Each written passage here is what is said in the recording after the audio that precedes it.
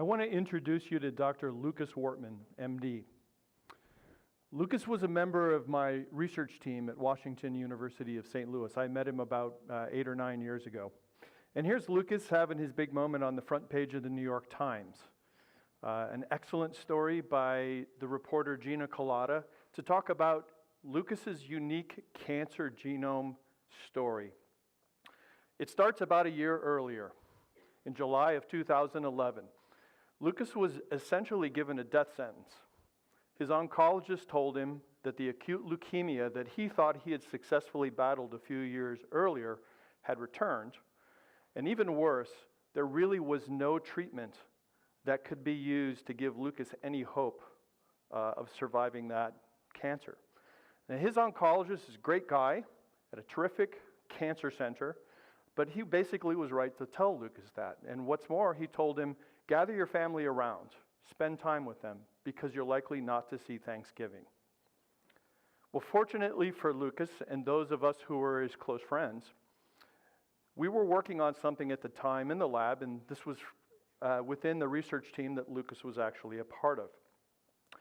An application of some new technologies in the field of genomics that we thought might be able to help us better understand cancer, why individual patients reacted differently to different treatments, and what kind of treatments we might better be able to ascribe to individual patients. Now, before I tell you a lot more about Lucas's story, I want to give you a little bit of background in genomics, because I'm sure not all of you have a PhD in molecular biology. So, just to kind of get that started, can anybody tell me what this is up on the screen? I thought I heard it. It's binary code. Binary code is basically the way that information is stored and instructions processed by computers, our cell phones, computer chips in our cars, etc. Almost everything that we use anymore. And a computer program can have millions and millions of lines of code that basically have its root in machine language, in a sequence of ones and zeros. This is how the computer works. Turns out that all living cells have information as well, and it's stored in a molecule called DNA. And I'm showing you here a short snippet of DNA sequence data. It's not binary code, it's actually quaternary code. And instead of bits, ones and zeros, we have 4 biochemical molecules that we call nucleotides or bases. The human genome, the DNA that's inside all of our cells, contains 3 billion letters of code, 3 billion bases. And information, including information that we get from our parents that's passed down from generation to generation, that determines what we look like, how healthy we are, when we get sick, and how best to treat all those diseases, is encoded in this information. We learned a few years ago how to sequence DNA, essentially reverse engineer it from a small sample of cells, maybe blood cells, maybe scrapings inside of the cheek, and we can reverse engineer and we can understand what's going on in different patients. This field is referred to as genomics. So let me give you an example, and I'm going to focus on cancer because that's really at the heart of our discussion today. So here's a simple example. The first line is a little bit of DNA sequence information from a patient's normal cells. The second line is a little bit of sequence of the same part of their genome, but in their tumor cells. And you can see that red C, that one single difference. Sometimes that's all it takes. That's all it takes to turn a normal healthy cell into a fast, out-of-control, growing cancer cell. The good news is that sometimes if we can figure that out, that is a drug target. We may have drugs already in the pharmacy that we know specifically attack a particular mutation like is illustrated on this slide. And if that happens, that's good news.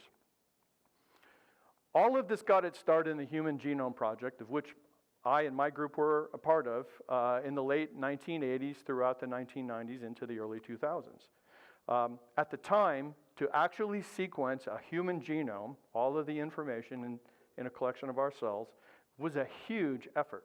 It was like when we decided to go to the moon before we actually could go to orbit. It took 15 years to sequence the first human genome. It took about 40 or 50 labs around the world all working together in highly coordinated fashion. And it cost somewhere between $1 and $3 billion to sequence that first human genome, depending on how you do the accounting. Flash forward to today, we have some technology which started to emerge around 2006, 2007 that we call next-gen sequencing technology. And now, using this technology to sequence a human genome basically takes about 3 days at a cost of about $1,200 just to analyze or just to produce the data. This is the technology we were starting to bring to bear in its earliest form when Lucas heard his diagnosis. So we thought, hey, can we enroll him? He's a part of the research team. How about if we enroll him as one of the participants in our study, sequence his tumor and normal genomes, and see if we can find any clues that might actually give him a chance at a treatment that might work. So here you go. This is Lucas Wortman, a case study in personalized medicine all by himself, circa 2011. One of the things that we learned when we were studying the genome of Lucas's tumor was that he actually had 2 types of tumor cells. I'll call them blue and black in this particular illustration, and you can see them plotted. So when we took some bone marrow from Lucas and we looked at his cells, they were about 50% tumor cells, and they broke down into these blue and black cells, which we could actually follow with genetic markers. As we were doing the sequencing work, Lucas was undergoing very strong chemotherapy in hopes that that might start to knock down the presence of those tumor cells. And you can see that for the black cell, it seemed to work pretty effectively.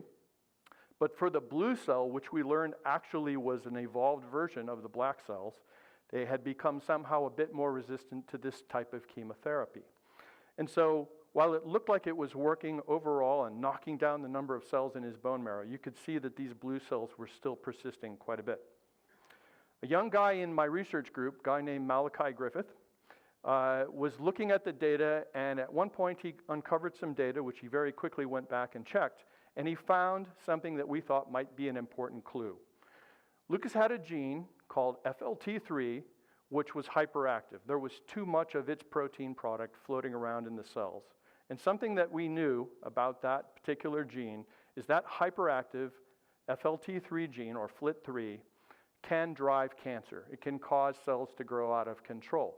Malachi also noticed that there were drugs that one could use to target and try to knock down a hyperactive FLT3 gene. In fact, one of the drugs that eventually was thought to be Lucas's best shot was referred to as sunitinib. Now, sunitinib at the time was FDA approved for the treatment of kidney cancer, not leukemia. And so Lucas's insurance wouldn't pay for the drug. Cost about $10,000 for a 2-week course, which is what he wanted. Several of the physicians at my old institution pooled their money and basically put together enough to pay for Lucas's treatment. And you can see here what happened over that 12-day course of that drug. Both of those tumor cells went down to 0, and then Lucas was able to finish his treatment with a bone marrow transplant. I'll tell you more about him in a little bit. So flash forward now to my brand new career here at Nationwide Children's Hospital. When we came here and we founded the Institute for Genomic Medicine, we wanted to think of some areas where we could have a very strong and short-term impact. And we were faced with this one thought. Brain cancer is now the leading cause of disease-related death in children. Sad, sad statement, but it's true. Over 90% of the kids who receive a diagnosis of a brain tumor will eventually die from their disease.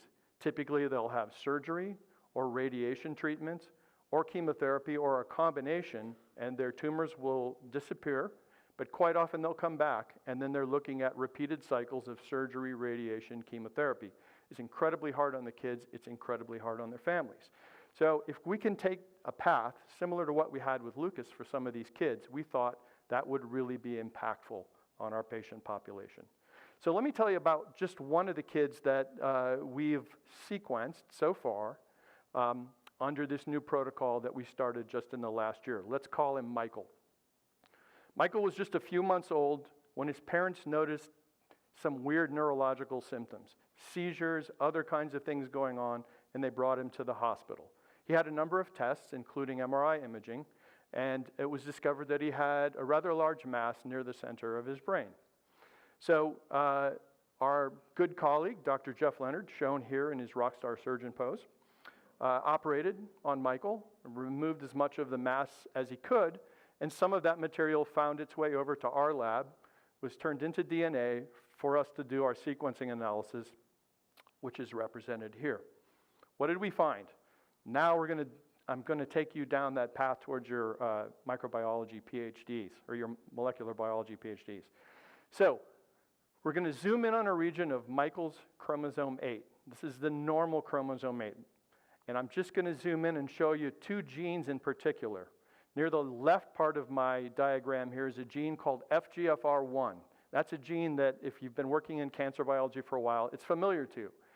It's a gene that in its normal iteration controls when cells grow and when they don't. And if mutated or somehow otherwise disturbed, it can cause uncontrolled cell growth, i.e. cancer.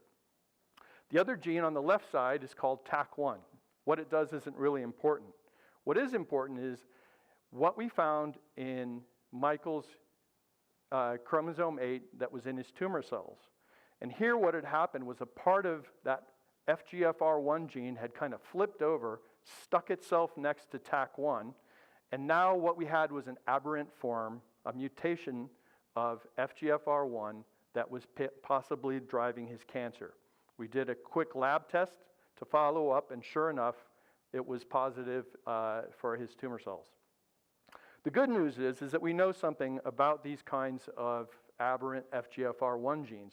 We can target them with drugs that are currently in the pharmacy, and these drugs will inhibit these aberrant FGFR proteins. So this is now an opportunity for Michael, should his cancer relapse, instead of having more surgeries, radiation, chemotherapy, he can get this targeted therapy, fewer side effects, much easier on him and on his family, and he's got a real shot at a much better outcome than if he had gone down the treatment path that would have been open to him previously. The exciting thing is that we've now gone on and we've looked at 39 patients here at NCH who've had a diagnosis of pediatric brain tumor. Out of the first 39, 19 of them, almost half, have had one of these druggable targets, one of these types of mutations, for which there are already drugs available. So it still takes time. It takes about a month to a month and a half to sequence a patient's tumor genome and do the analysis, to sit down with the oncologists and the surgeons, the pathologists, and the other members of our team to really try to understand how this might be causing disease and what the treatment options are. But this is going to get better. We're already working on ways to improve it, and I think we'll have a lot more better outcomes to talk about over the next couple of years. Well, let me take you back to Lucas, the original star of our story here. Lucas is doing well. He's on the faculty at Washington University. He's been promoted. This is a picture of him in 2015. He was invited to the White House for the occasion of the 2015 announcement of the National Precision Medicine Initiative, and President Obama thanked him in person. So Luke's doing well, and we hope to have many more stories like this. I look forward to telling you more about them in the future. Thank you.